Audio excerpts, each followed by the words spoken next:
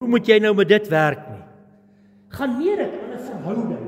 Ek praat vanoggend met jou oor sy koningsheerskap. Sy koningsheerskap. En jy moet asseblief saam met my gaan blaai daarna Lukas 11. Ons gaan vanoggend so 'n bietjie in die Bybel rondblaai. So hou jou Bybel by jou. En as jy nie 'n Bybel by jou het nie, gaan sit asseblief langs 'n Christen wat een het. Ja, maak 'n grap hoor. Dit is maar een van 'n ou Stefan Loods se sê goed. As hy so lees en sien die ouens het nie Bybels nie, sê gaan sit asseblief langs 'n Christen. Okay, tyd van ons Bybels is op ons fone. Maar ek gaan jou so 'n bietjie in die Bybel, ons gaan so 'n bietjie 'n paar goeders lees. En ek wil jou regtig bemoedig. Dit is goed om jou Bybel op jou foon te hê en ek het al die vertalings daar en ek het alles wat ek nodig het ek op my foon en gebruik dit ook, maar ek het nog steeds my hardkopie. My hardkopie is my nog steeds baie kosbaar. So lees jou Bybel, nê. As ons praat oor die koningsheerskappy, dan is dit waaroor die Bybel praat. Dit gaan oor sy koningsheerskap. Nou ek het so 'n paar goed, gaan net gou weer terug, Janet. Ek het so 'n paar goed daarso jy kan sien ek het 'n sy onderstreep en ek het koning onderstreep en ek het heers onderstreep. Julle sien daar, né? En sy koningsheerskappy sê eintlik net eenvoudig, dit is waar hy die koning is. Hy is koning. Hy is die koning van ons harte. Hy is die een wat dit gaan oor hom. Ons het laasweek toe ons gepraat het oor toe ons die gebed begin het daar met Vader, het ons dit vir mekaar gesê. Dit gaan oor hom. As jy gaan kyk na Jesus se lewe, dan was sy hele bediening, sy hele aardse bediening was gebou rondom hierdie verhouding wat hy met die Vader gehad. Jy gaan net jou sien die Vader was die koning van alle tye af. Dis hy het geword nie. Dit was nog hierdie idee van hom was nog voor die grondlegging van die wêreld af. Dat hy die koning sal wees, dat hy die een sal wees, met ander woorde wat heers. Daar was nog nooit 'n tyd wat hy nie geheers het. Nog nooit. Hoekom nie? Ons het laasweek gesê, want hy's God. Hy is eenvoudig God. Niemand kan dit verander nie. Selfs in die ateïstiese kringe en al hierdie goed waar hulle dit probeer dit verklein en sê ja, maar dit kan nie so wees nie. Daar's geen iemand wat teen die feit kan stry dat God is. Niemand. En Jesus kom stel hom voor aan ons in die Nuwe Testament as Vader, as 'n pa, as 'n pappa. Ons het ook laasweek gesê, die hele kwessie van, jy kan hom pappa noem, maar jy moet ook natuurlik, en dit is presies wat die Arameese woord sê, maar jy moet ook weet, hy's Vader, hy's God, en jy moet ook vrees vir hom hê. Dit beteken eenvoudig, jy het 'n heilige respek vir hom. Die Bybel sê, ons is ook sy vriende. Die Bybel sê vir ons is ook sy kinders. Daar's verskillende metafore wat gebruik word rondom ons verhouding. Maar hierdie verhouding van ons is so wonderlik en dit gaan oor hierdie koningsheerskappy. Nou die gedeelte wat ek vir jou wil lees daar is in Lukas 11 vers 2. En op die bord, Nuwe Lewende Vertaling sê, hy het geantwoord, dit is hoe julle moet bid, Vader, laat die naam geheilig word, laat die koningsheerskappy kom, en as jy 'n ou vertaling het, of 'n nuwe vertaling het, dan sal daar staan, onse Vader wat woon in die hemel, né? Die onse Vader is daarby, laat die koninkryk kom, né? Die heilige naam is ook natuurlik, sy naam geheilig word, en dan sy koninkryk kom. En ek het vir laasweek gesê, as jy nou 'n Nuwe Lewende Vertaling het, sal jy die voetnote sien, dat die onse Vader word bygevoeg uit die gedeelte in Matteus en dit is ook nie in al die manuskripte nie. Hy verduidelik hom mooi daar. Dis hoekom jou meer moderne vertalings soos die Nuwe Lewende Vertaling en die 20 vertaling lees as volg. Lees Vader, laat U naam geheilig word. So dis nou nie 'n trein crash nie. Dat dit so is nie, daar word ons nou verduidelik, verskillende manuskripte het dit nie in nie. So neem kennis net daarvan, dit gaan oor die Vader. Dit gaan aan die einde van die dag oor sy naam, met ander woorde, hy as persoon. Dit gaan oor die feit dat hy die koning is en dat hy heers. Dis waaroor dit gaan. En as ons praat oor gebed, en ons begin ons gebed so, en Onse Vader gebed is 'n wonderlike gebed om te bid, en dit is die modelgebed wat die Here vir ons natuurlik gegee het. Terwyl ons uitbeweeg na Hemelvaart en Pinkster, het die Here hierdie volgende, ek dink is die 13 verse, wat hy op my hart gelet, omdat die 13de vers spesifiek praat oor die wat die Heilige Gees vra, of die wat vra dat hy die Heilige Gees vir hulle moet gee, sal ek ontvang. So dit is wat die Here op my hart gelet, en ons is nou maar net hier in die begin areas. So hierdie koningsheerskappy van hom, met ander woorde, waar hy heers as koning, en ons is sy onderdane, of sy liggaam, ons is wel sy onderdane ook, is 'n ander metafoor. Met ander woorde, in Nuwe Testament, 'n Nuwe Testamenties koninklike priesterdom, wat deur die Heilige Gees gedrewe en gelei word, dit is natuurlik wat ek ook sal sien, en ook sal erken as geesgebed. Omdat ek 'n onderdaan is, hy is in beheer, sy gees lei my, ek is 'n geesgedrewe persoon, ek fokus op die feit dat hy God is, dat hy heers, van daai posisie af bid ek. So dit is geesgebed, van die woord is ook deur die Gees geïnspireer. Nou ons Pinkstermense fokus baie op die geesgebed, dan sê ons dit is tale, om in tale te praat. En dit is natuurlik so. Dis natuurlik so. Daar's net nie 'n spesifieke gedeelte in die Bybel wat spesifiek sê geesgebed is gelyk aan tale. Dit is 'n veronderstelling wat ons maak dat dit so is. Maar dit gaan diep. Dit gaan diep. So jy kan nie hierdie hele storie van sy heerskappy en hoe hy werk, kan jy nooit net vlak sien. As ons die skrifgedeeltes begin lees, gaan jy agterkom hoe waar dit is. Met ander woorde, dink net gou 'n bietjie hieraan, nee. Jy bid en dink uit 'n diep innerlike wete van wie God is. Jy het al gehoor, ek sê vir jou, ons leef uit die vertikale in die horisontale. So jy word deur die Gees gelei, jy word deur God se woord gelei, nee. Nou dink, as jy net bietjie daaraan dink, 'n diep innerlike bewustheid van sy naam, wat eenvoudig beteken, sy naam beteken eenvoudig, dit is wie hy is. Dis hy persoonlik, daai persoonlike, in diepte, bewustheid, ons het net nou gesing van, die koning is hier, hy's hier, baie keer as mense net so 'n bietjie stil raak, en jy word net bietjie bewus van sy teenwoordigheid, want dit is dan 'n wonderlike belewenis.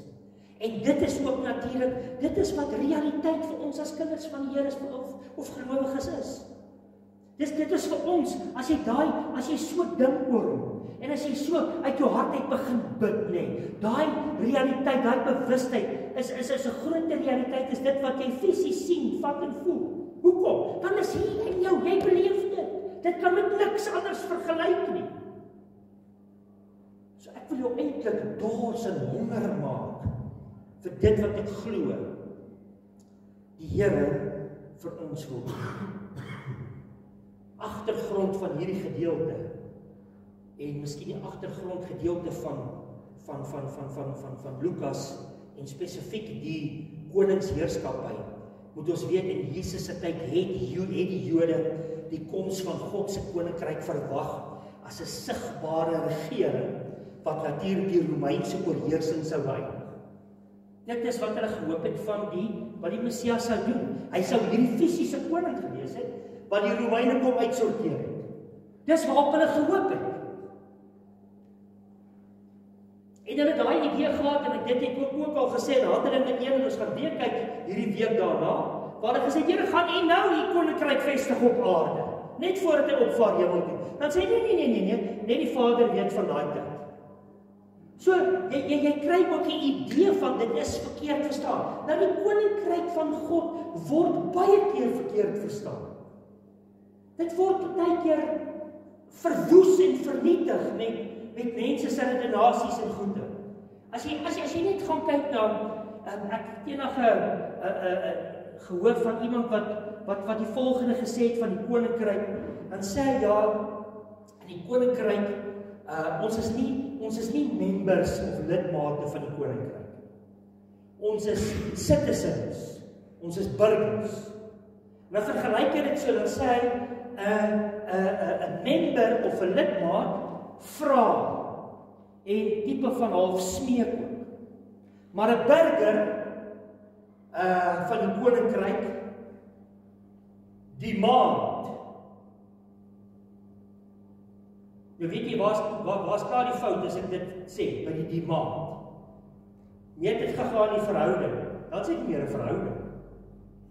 Dan begin die koning in jou diens staan. God staan nooit in ons diens nie, die Bybel ook nie, moet ook nooit God gebruik, of sy woord gebruik, om in jou diens te staan. Jy staan in sy diens, hy is die koning, ons is sy onderdane, ons is die liggaam van Christus, ons is nie die hoof nie, hy is die hoof. So jy kry baie keer idees rondom, en jy weet, baie keer dan sit so asof mense raak al bekommerd, want jy weet wat gebeur met 'n ding wat besig is om oor te hel na een kant, of heeltemal oor te beweeg na een kant. Wat gebeur later met hom? Hy val om. Dis hier waar ek sê, 'n mens 'n heilige, goddelike balans moet hê, in hoe jy dink oor die woord en God en natuurlik sy koningsheerskap. Maar wat doen Jesus? Hy bring 'n dieper geestelike koninkryk, beginnende met wedergeboorte, en dan loop dit verder uit op gehoorsaamheid en dankbaarheid aan die Here. So dit is waar dit begin, by wedergeboorte, en dan begin jy groei in 'n verhouding. En dan begin jy die hele storie van hy wat die koning is, begin 'n groter realiteit vir jou word. Dan begin jou gedrag verander. Jy praat anders, jy doen anders, en jy groei in alles. So ek gaan 'n paar stellings maak. In die eerste plek wil ek sê, dit bly steeds 'n verhouding, en dit kan jy maar opgooi, dit bly 'n verhouding, en nie 'n formule nie. Dit is nie 'n formule nie. En dit is vir die wat hom werklik ken. Nou, die gedeelte wat ek vir jou gaan lees, dit kan jy saam met my lees, is 1 Petrus, soos wat ek kom vir jou daar gee, 2 vers 9, as jy 1 Petrus 2 vers 9 gaan lees, dan praat hy spesifiek, ekskuus tog, is 1 Petrus 2 vers 9, ja, ek sê reg, 1 Petrus 2 vers 9. Hy sê die volgende, hy sê, dit geld egter nie vir julle nie, want God het julle as sy volk gekies. Julle is 'n koninkryk wat uit priesters bestaan, na wie 'n nasie wat heeltemal aan in God se diens staan, 'n volk wat heeltemal Godsin is. Dit het God bewerk sodat julle vir almal kan wys hoe goed hy is.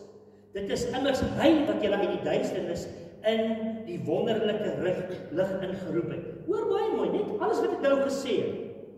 Jy's in sy diens, heeltemal in sy diens. Jy's heeltemal syne. Jy's uitgekies vir dit. So met ander woorde, in 'n verhouding met hom, moet ons eintlik vir almal eenvoudig net wys hoe goed hy is. En hulle wil dit in my leefstyl natuurlik kan sien, en in jou leefstyl. Galasiërs 5 vers 16 gaan ek nie vir jou lees in 25, dit ken jy baie goed. Hy sê daar, moenie die begeerlikhede van die vlees navolg nie, maar word deur die Gees gelei.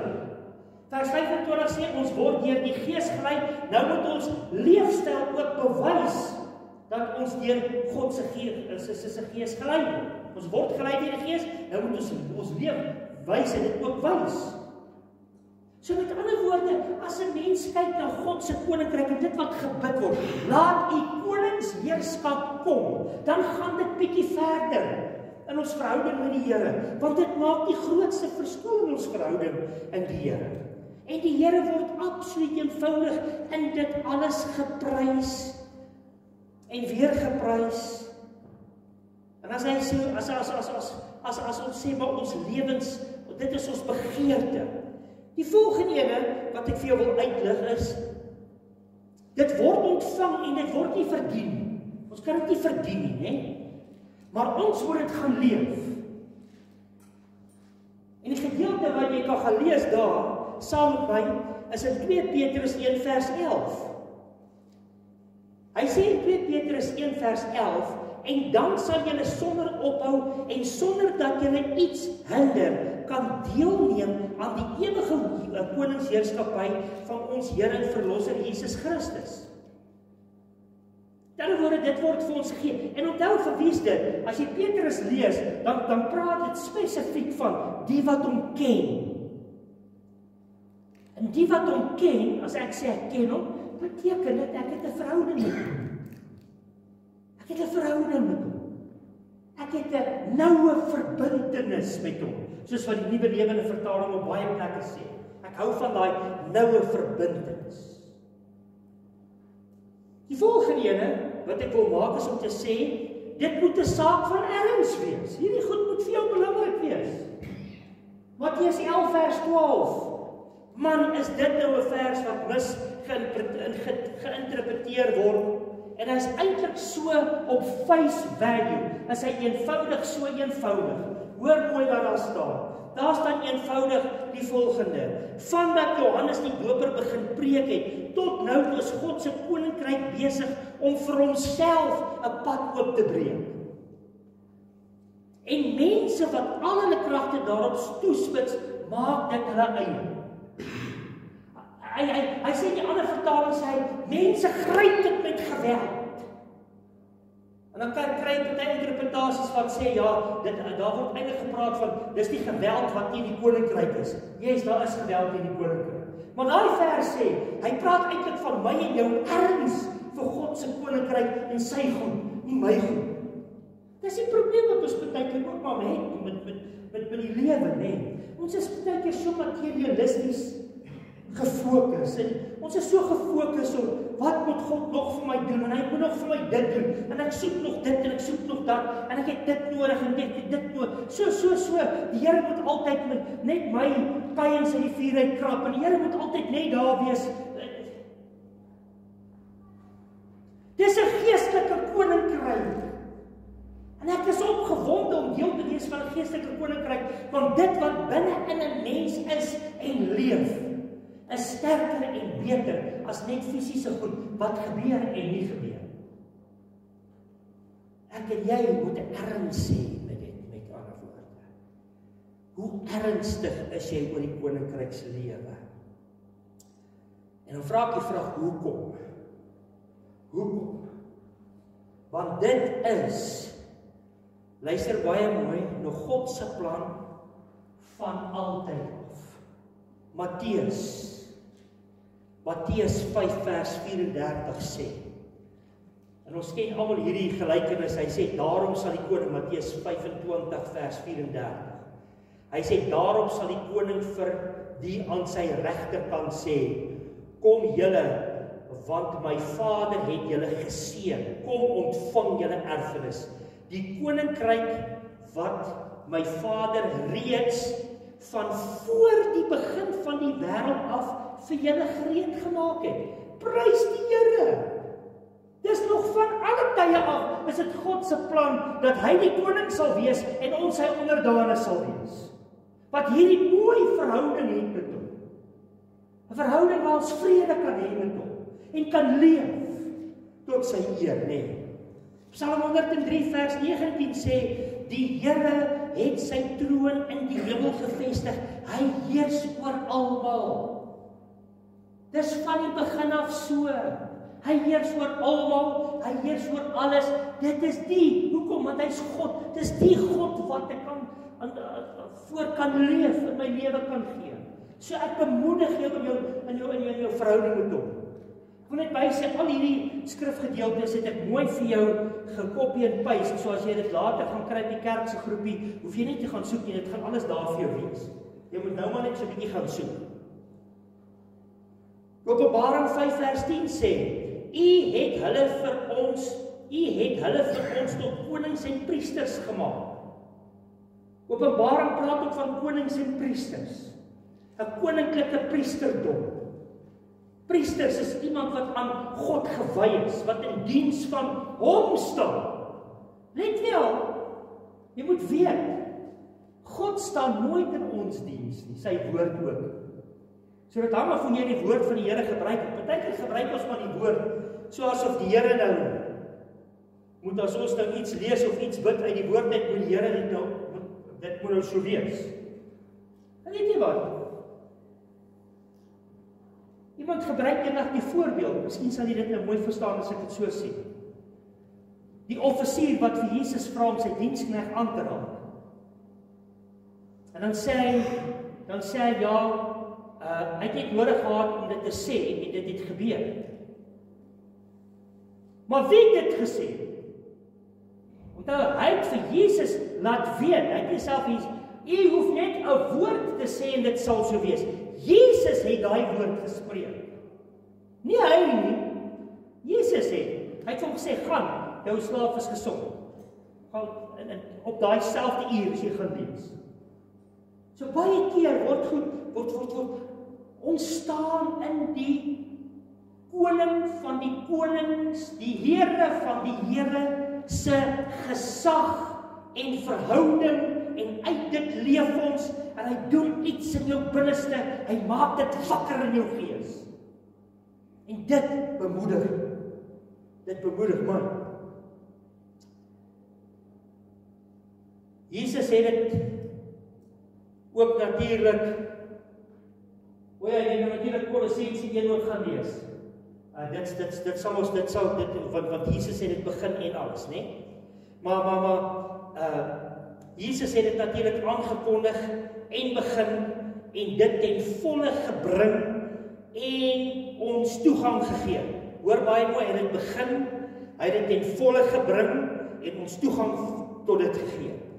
As jy gaan kyk wat sê Markus 1 vers 15, dan staan daar, Markus 1 vers 15, hy het gesê, die tyd het aangebreek, God se koningsheerskappy gaan nou enige oomblik begin. Kom tot inkeer en glo die goeie nuus. So Jesus het dit begin. Nou, God was koning van altyd af. Jy kan amper sê die God van die Ou Testament word deur Jesus aan ons voorgestel as Vader, wat nog steeds die koning is, maar hierdie koningsheerskappy,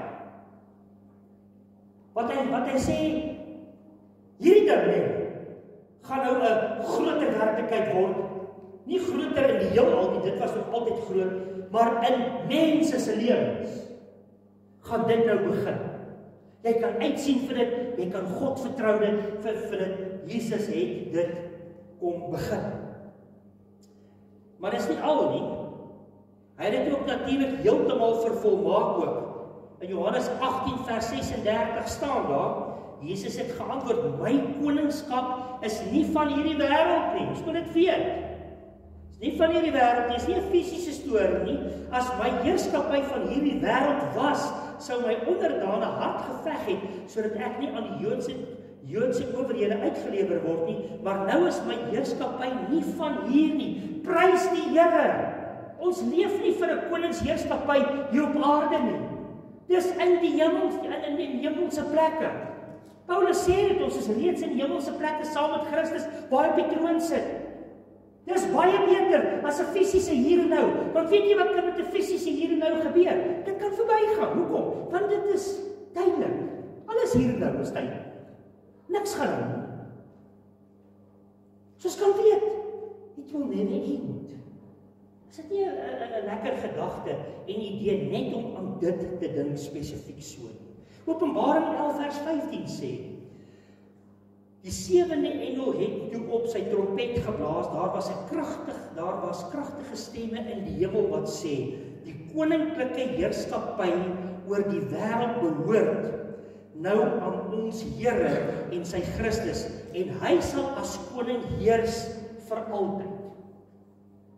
Nou wil ek vir jou sê, as sy koning, dit is nou die volheid daarvan, wat sal kom in die wederkoms, En gelowiges, ek en jy, wat saam met hom regeer, dan word dit 'n fisiese storie.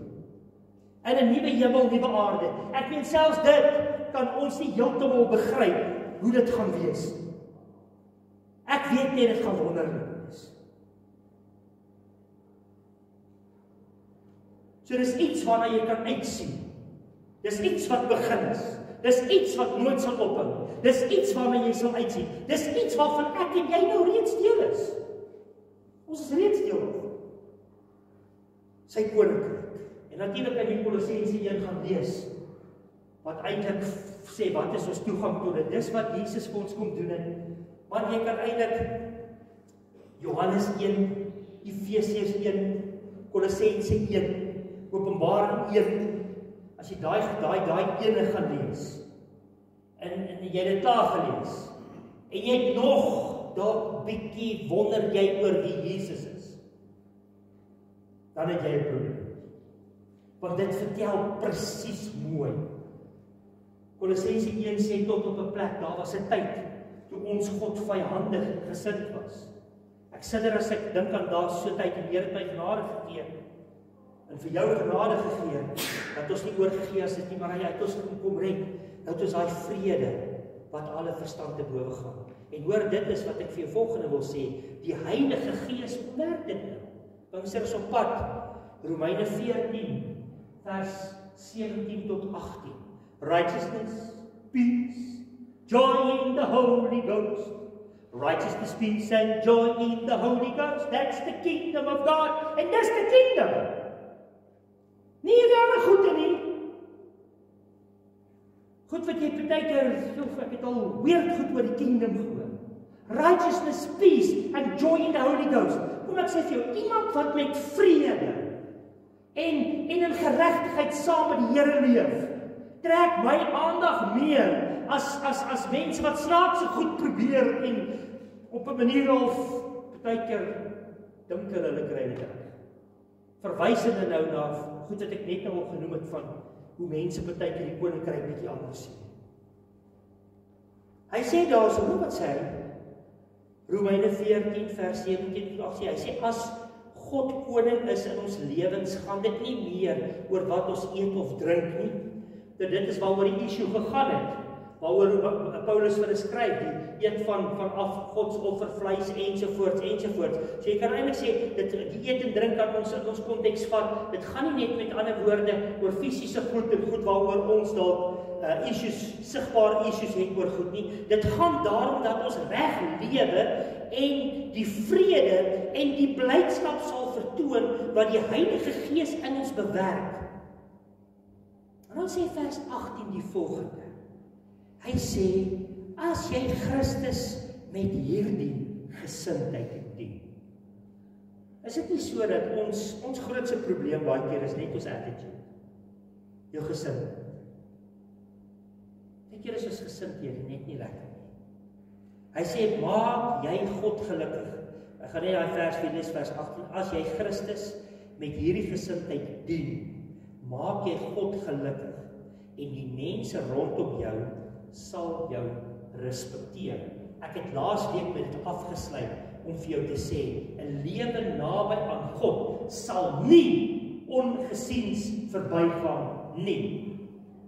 Jy kan nie sê righteousness, peace, joy in the Holy Ghost, maar as ek jou in die dorp kry, lyk dit asof jy alreeds in die graf is.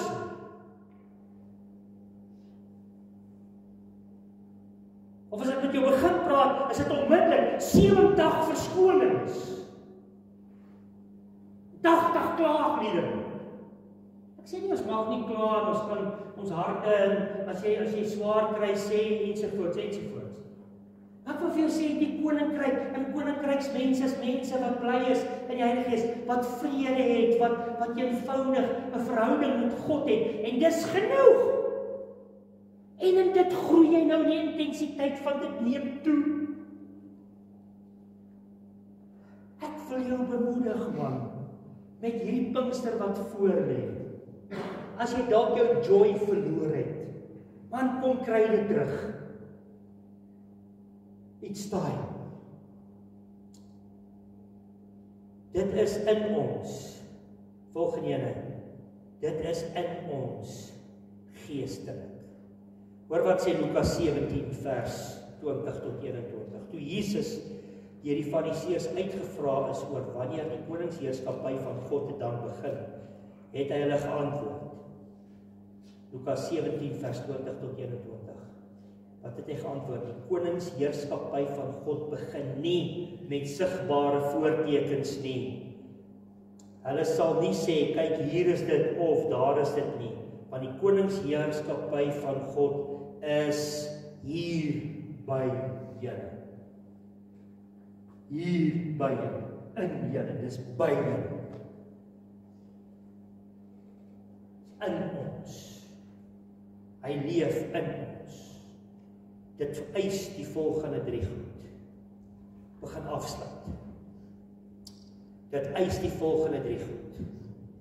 In die eerste plek onderwerping aan die koning in elke opsig van jou lewe. Gee alles oor vir jou. Leef in oorgawe. Leef jy in oorgawe. Hoekom kan ons? Hy's God. Hy is in beheer. Sy gees is in ons. Leef in oorgawe. En dis presies wat Romeine 12 vers 1 wat jy baie goed. Nou wil ek baie ernstig vra broers en susters, as jy dink aan alles wat God in sy groot barmhartigheid vir julle gedoen het, nou vir dit moet jy al die 11 hoofstukke van Romeine gaan lees om te sien wat hy alles gedoen het vir jou. Met ander woorde, eenvoudig uit dankbaarheid moet jy wat doen? Gee dan julleself aan hom as lewende heilige offers. Dit is die soort offers waarvan hy hou en wat julle diens aan God werklik sinvol maak. Op enige ander manier is jou diens nie sinvol.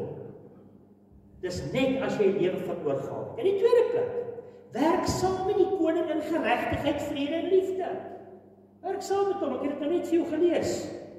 Sê eet en drink nie, dis regte lewe, vrede, die blydskap, wat sal vertoon word in Romeine 14:17, wat die Heilige Gees in ons bewerk. Ons hoef nie uit eie houtjie goed te gaan probeer nie. Ons moet net agterkom waar werk God, dan gaan werk ons saam met hom. Want weet jy wat doen ons? Ons begin 'n pad loop en so ergens op hierdie pad kom ons agter, ek sê eintlik van die dag, Here, asseblief, groot respek gesê, Here, kom help my hier, hier's 'n probleem. Dis hoe ons dit doen. Onthou, hy staan nie in jou diens. Die regte manier is, as jy hierdie verhouding met hom het en jy ken hom, sal jy sien, hy werk hier. En jy sal gaan saamwerk, want wie is jy? Jy is 'n onderdaan. Wie is jy? Christus is die hoof, ek en jy is sy voete, sy hande, ons is sy liggaam.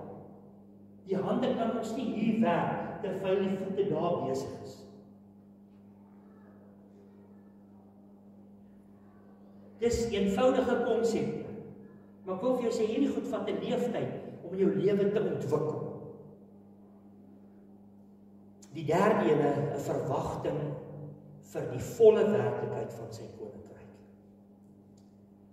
Dit is iets wat ons reeds ten volle het, ja, maar dit is ook iets waarin jy groei. Jy het dit, maar jy groei ook. Dis in hierdie gedeeltes is van die moeiliker teologiese verduidelikings, want dit is in die aoristus vorm in die Griekse grammatika. Dit beteken byvoorbeeld soos geloof. Ek het tot geloof gekom en nou glo ek. Ek het God se volheid ontvang en omdat hy sy volle ontvang, sy volle nou leef en groei ek in dit. Hoekom sal daar gedeeltes in die Bybel wees wat jy nog steeds moet bid voor om volgemaak te word as jy reeds alles het? Dis daai hele proses, dis 'n proses. Jy ontvang dit, nou gaan leef jy dit. Hoe weet ons dit nog? Ons word, ek dink daai gedeelte in Romeine 8 vers 29 sê die volgende, dis as gevolg hiervan, want God het hulle reeds vooruit geken en hy het hulle aangewys om net soos sy seun te word. In ander woorde, soos sy seun te word. Ons is nie reeds soos die seun. Die Bybel is duidelik daar. Efesiërs praat ook daarvan. Maar wat sê hy? Op hierdie manier sal Christus Jesus die oudste seun wees, omring deur baie broers en susters. Met ander woorde, jy word elke dag meer en meer soos hy. Het jy hom ten volle ontvang? Ja, ek het. Maar wat gebeur nou vir hom? Jy sien, dis die ou Christusvorm. Wat gebeur nou? Nou word ek meer soos hy. Ja, ek het hom ten volle, maar nou word ek meer soos hy ook. Jy sien, daar moet nie veel konflik wees in daai goed. Dis eintlik 'n wonderlike storie. Wat het jy geglo 5 jaar terug? Wat glo jy vandag? Is daar vordering? Ja, dit is. Maar jy daai tyd moes heeltemal tot geloof gekom. Ek weet 'n baie goeie voorbeeld is Efesiërs 5 wat vir ons sê dat ons moet gedurig deur, dis wat die Griek sê, in die ou Christusvorm, gedurig deurgevul word met die Gees. Ja, maar ons is klaar gevul deur die Gees. Yes, dit is die waarheid. Want nou gaan die proses aan. Hoekom moet dit dan nog weer wees en weer wees? Aan die einde van die dag is dit 'n groeiproses en dit is lekker om die intensiteit daarvan net meer en meer te beleef. Ek lees vir jou laaste vers in Kolossense. Ek het hom daar op die bord vir jou gesit. Kolossense 2 vers 9 tot 10. En nie sê spesifiek dit wat ek nou net gesê het. Die volheid van God is mos liggaamlik in Christus teenwoordig. Stem ons saam? Ja. Volheid van God is liggaamlik in Christus. En omdat julle een is met Christus, deel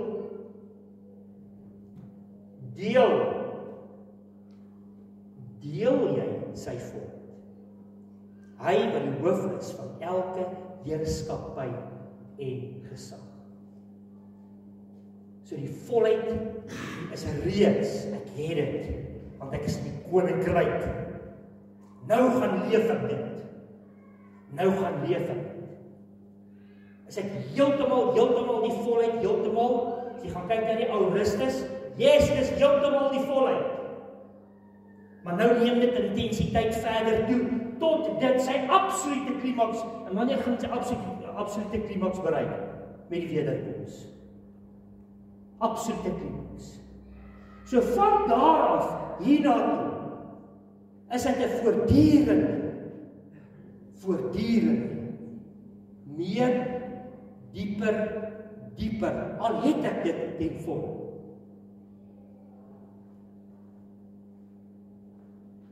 As 'n mens Bybelgedeeltes lees, want baie keer is dit verwarrend as jy iets lees, jy kom agter, okay, maar ek het gedink ek het nou alles.